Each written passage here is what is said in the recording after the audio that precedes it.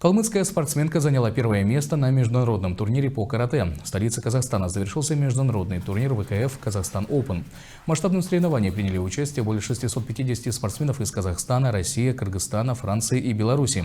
В составе молодежной сборной России золотую медаль завоевала спортсменка из Калмыкии, воспитанница Республиканской комплексной спортивной школы Олимпийского резерва Алтана Басангова. Как отмечает сама спортсменка, ее главная цель – Олимпийские игры.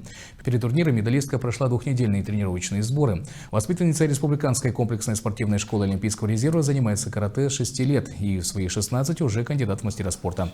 Она успешно защищает честь республики и страны на соревнованиях всероссийского и международного уровней.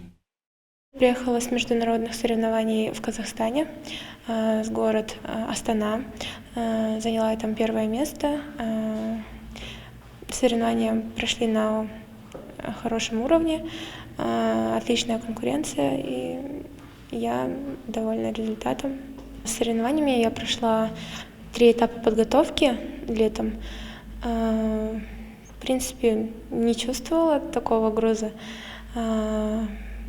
не переживала сильно об этом. Просто выходила, делала работу свою и все. Алтана достаточно одаренный был ребенок.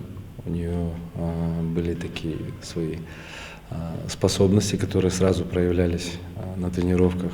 Ну и желание тренироваться. У нее характер достаточно сильный. Вот. Ну и как время показало, упорство тоже не занимать.